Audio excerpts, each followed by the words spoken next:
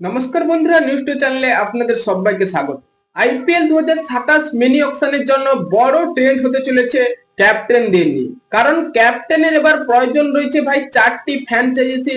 সেখানে কেকেআর এর জন্য বাধা সৃষ্টি করতে পারে এই 3 ফ্র্যাঞ্চাইজি। তাই কেকেআর এর জন্য কোন দলগুলো বাধা সৃষ্টি করতে পারে সেগুলো নিয়ে আজকের আমরা আলোচনা করব। তাই কেকেআর এর ফ্যান হলে ভিডিওটিকে করো লাইক এবং ভিডিওর কমেন্ট বক্সে লিখে জানিয়ে দাও আমি কেকেআর। বন্ধুরা, প্রথমে যে দলটা রয়েছে ক্যাপ্টেনের খোঁজে সেটা হচ্ছে দিল্লি ক্যাপিটালস।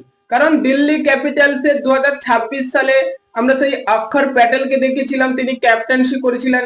এবার তিনি আর চাইছে না ক্যাপ্টেন্সির পদ নিতে এবং কেএল রাহুল তিনিও স্পষ্ট জানিয়ে দিয়েছে তিনি আর ক্যাপ্টেন্সি করবে না। তাই সেখানে দিল্লি ক্যাপিটালস এর প্রয়োজন রয়েছে একটা ক্যাপ্টেন। তাই দিল্লি ক্যাপিটালস অবশ্যই মিনি অকশনে কোনো ক্যাপ্টেনের দিকে ঝাঁপাতে পারে। এবং 2 নম্বরে রয়েছে সেই লখনৌ সুপার জায়ান্টস। কারণ এই লখনৌ সুপার জায়ান্টস এর হয়ে 2026 সালে ক্যাপ্টেন করেছিলেন ঋষভ পান্ত। তিনি সেই দলে আর নেই এবং তাই তাদের দলে ক্যাপ্টেনের অভাব রয়েছে। তাই লখনৌ সুপার জায়ান্টস ও 2027 মিনি অকশনে ক্যাপ্টেনের দিকে ট্রেন্ড করতে পারে। এবং 3 নম্বরে রয়েছে সেই মুম্বাই ইন্ডিয়ান। কারণ মুম্বাই ইন্ডিয়ান 2026 সালে তাই হার্দিক পান্ডিয়া মুম্বাই দল ছাড়ছে এবং সেই মুম্বাই দলের হয়ে কি সূর্যকুমার যাদব ক্যাপ্টেন্সি করবে, তাই এখনো কোনো আপডেট আসেনি। তাই মুম্বাই দলও চাইছে তাদের একটা ভালো ক্যাপ্টেন আসুক এবং মিনি অকশনে হোক বা ট্রেডের মাধ্যমে যে কোনো এক ক্রিকেটারকে তারা চাইছে। এবং 4 নম্বর বা সর্বশেষ যে দলটা হচ্ছে ভাই আমাদের কেকেআর। কারণ কেকেআর এর ক্যাপ্টেনের অবশ্যই প্রয়োজন।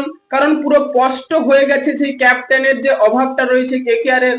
আজিঙ্কে রাহানে 2026 বলুন 25 বলুন তার যে পারফরমেন্স ক্যাপ্টেন্সির সেটা আমরা দেখে নিয়েছি এবং তিনি ক্রিকেট থেকে পুরো অবসর নিয়েছে, আর খেলবে না।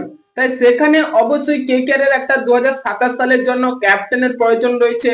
তাই কেকেআর এর জন্য এই 3 ফ্র্যাঞ্চাইজি এবার বাধা সৃষ্টি হতে পারে। তাই মিনি অকশন বলুন বা ট্রেডের মাধ্যমে যেই ক্যাপ্টেনদের ওপর কেকেআর টার্গেট করবে সেখানে এই 3 ফ্র্যাঞ্চাইজি অবশ্যই টার্গেটে থাকবে।